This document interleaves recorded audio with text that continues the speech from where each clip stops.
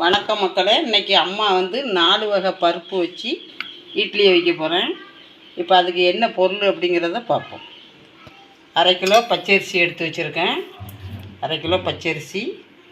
சிறுபருப்பு வந்து 50 கிராம். சிறுபருப்பு உடைச்ச பருப்பு இது.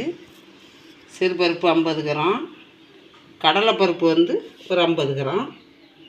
உளுந்தம்பருப்பு வந்து ஒரு 50 கிராம். துவரம்பருப்பு ஒரு 50 கிராம். 1 ஸ்பூனு வெந்தயம். இப்போ இந்த 5 6 பொருளையும் நம்ம ஒரு மணி நேரம் நல்லா கழுவி எல்லாத்தையுமே ஊற வச்சு முதல்ல பருப்பெல்லாம் அரைச்சி வெந்தயத்தை அது கூட போட்டு பருப்பெல்லாம் அரைச்சி தனியாக எடுத்து வச்சுக்கிடணும். இந்த அரிசியை வந்து தனியாக நம்ம அரைச்சி எடுக்கணும். ரெண்டையும் அரைச்சி எடுத்துகிட்டு நம்ம இட்லி மாவு கலந்து வைக்கிற மாதிரி கலந்து வச்சுக்கிடணும். ஒரு 2 மணி நேரம் புளிக்கணும். இதே மாதிரி நான் வந்து இப்போ அந்த மாதிரி அரைச்சி நான் புளிக்க வச்சு கொண்டு வந்திருக்கேன். 2 மணி நேரம் 3 மணி நேரம் புளித்தாலும் பரவாயில்ல. உங்களுக்கு காட்டுறதுக்காகத்தான் இந்த பருப்பெல்லாம் எடுத்து காட்டியிருக்கேன். இங்கே பாருங்கள், இந்த மாதிரி அழகாக புளிச்சிருக்கு. இப்போ நம்ம இதுக்கு தேவையான என்ன பொருள் சேர்க்க போகிறோங்கிறத பார்ப்போம்.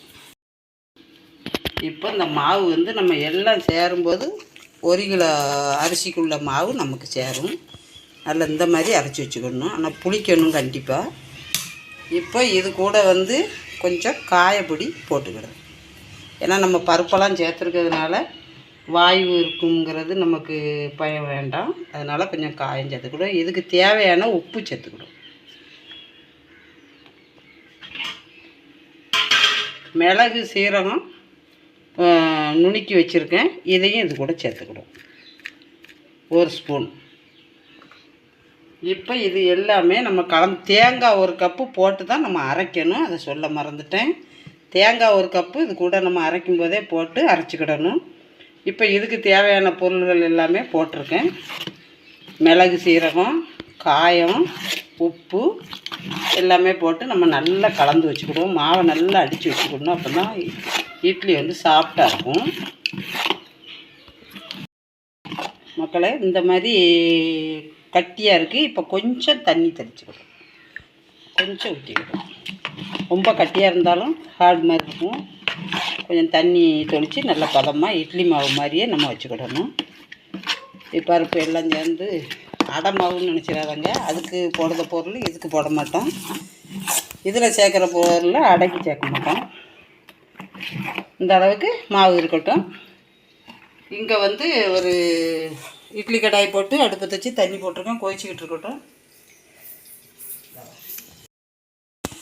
மக்களே, இப்போ வந்து இந்த கொட்டாங்குச்சியில் தான் நான் அந்த இட்லி அவிக்க போகிறேன். இங்கே 2 கிண்ணம் வச்சுருக்கேன். உங்கள்கிட்ட ஒன்று போல் கிண்ணம் இருந்தாலும் அதையே வச்சு அவிங்க. இல்லைன்னா டம்ளரில் கூட நீங்கள் அவிச்சிக்கிடலாம்.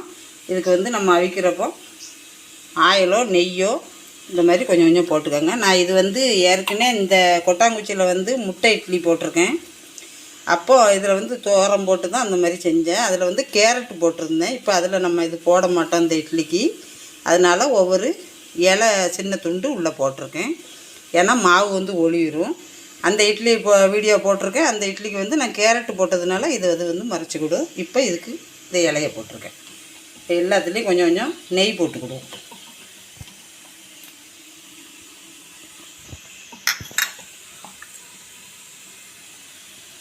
இப்படி எல்லாத்துலேயுமே நெய் போட்டு நல்லா தடவி கொடுக்கும். நீங்கள் ஒன்று போல் கிண்ணம் இருந்தாலும் எடுத்துக்கோங்க. இந்த மாதிரி நம்ம நெய்யோ எண்ணெயோ போட்டுக்கோங்க. நெய் இருந்தால் நெய் போடுங்க, நல்லா வாசமாக இருக்கும். நெய் இல்லாத பட்சத்தில் எண்ணெய் போட்டுக்கோங்க. இப்படி இந்த கொட்டாங்குச்சியில் எல்லாம் எண்ணெயை தடவி வச்சுக்கிட்டால் நல்லா வந்துடும். இந்த அளவுக்கு தடவி வச்சுக்கோங்க.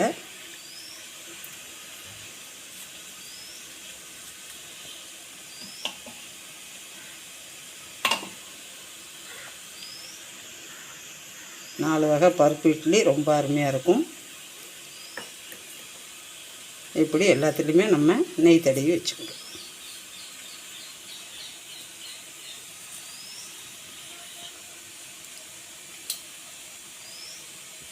இப்போ எல்லாத்துலேயும் தடவிட்டேன். இப்போ வந்து நம்ம மாவு ஊற்றிக்கணும்.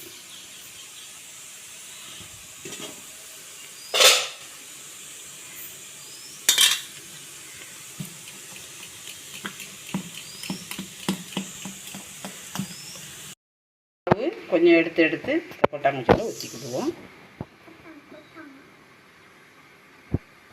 பாருங்க, இந்த அளவுக்கு ஊற்றினா போதும்.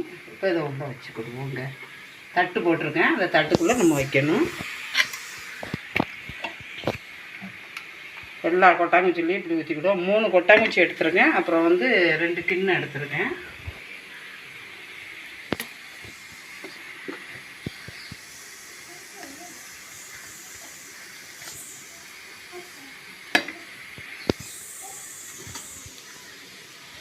இப்போ இந்த கிண்ணத்தில் ஊற்றுவேன்.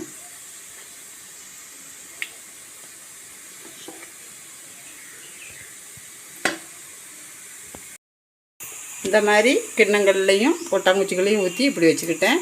5 கிலோ ஊற்றி வச்சுருக்கேன். இப்போ மூடிக்கிடுவோம். ஒரு 10 நிமிஷம் வேகட்டும். மக்களே, இப்போ அந்த 4 வகை பருப்பு இட்லிக்கு ஒரு கார சட்னி அரைச்சிக்கிடுவோம். ஒரு தக்காளி இந்த சைஸில் கட் பண்ணி வச்சுருக்கேன், போட்டுக்கிடுவோம்.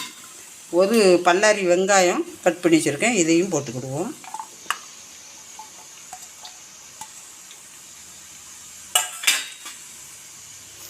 இப்போ இது காரத்துக்காக 4 வத்தல்,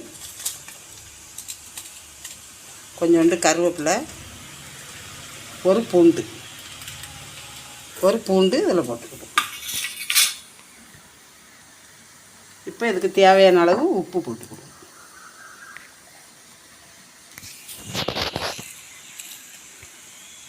உப்பு வேறு காணலைன்னா போட்டுக்கிடுவோம். இதை முதல்ல சும்மா அரைச்சிட்டு அப்புறம் தண்ணி ஊற்றி அரைக்கணும். இல்லைன்னா அது இட்லி வெந்துக்கிட்டு இருக்கட்டும். இப்போ பக்கத்தில் ஒரு அடுப்பில் ஒரு கடாய் போட்டிருக்கேன் சட்னி தாளிக்கிறதுக்கு. இப்போ கொஞ்சோண்டு ஆயில் ஊற்றிக்கிறேன்.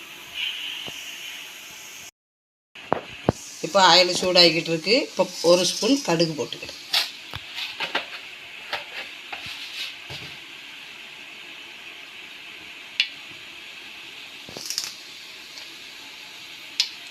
கடுகு நல்லா பொரியட்டும்.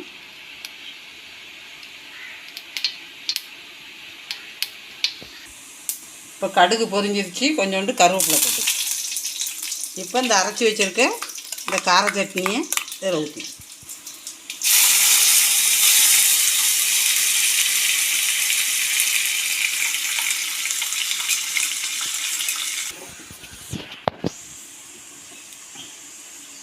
கொஞ்சோண்டு ஒரு 1/2 ஸ்பூன் தனி வத்தல் பொடி போட்டுக்கலாம். இதை நல்லா இப்போ சுருள நம்ம வதக்கிக்கிடணும். எண்ணெய் பிரிஞ்சு வர்றது வரைக்கும் நம்ம நல்லா வதக்கணும். இப்போ கார சட்னி நல்லா ரெடி ஆகிட்டு பாருங்கள், எண்ணெய் பிரிஞ்சு வந்துக்கிட்டு இருக்குது. இப்போ நம்ம இறக்கிக்கிடலாம். இப்போ 4 வகை பருப்பு இட்லி ரெடி ஆகிடுச்சு. பாருங்கள், நல்லா வெந்துருந்துச்சு. நல்லா வெந்துட்டு இப்போ எடுத்துக்கலாம். இதை ஒன்று ஒன்றா எடுத்து இந்த மாதிரி வச்சுக்கிடுவோம்.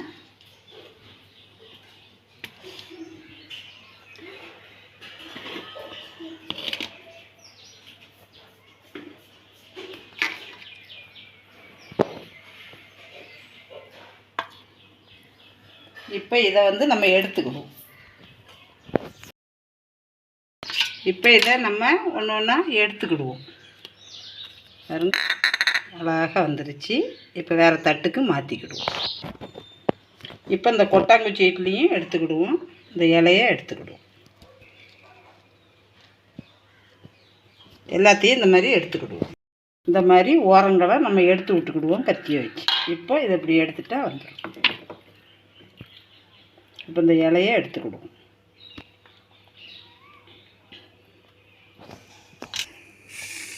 மக்களே, இப்போ அருமையான 4 வகை பருப்பு இட்லி அம்மா ரெடி பண்ணி காட்டிட்டேன். பாருங்கள், இதை ஒன்று கட் பண்ணுதேன்.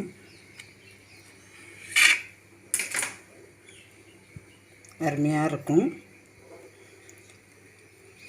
இப்போ 4 வகை பருப்பு இட்லி ரெடி. வாங்க சாப்பிடலாம். சாப்பிட்டுட்டு எப்படி இருக்குன்னு சொல்லுங்கள்.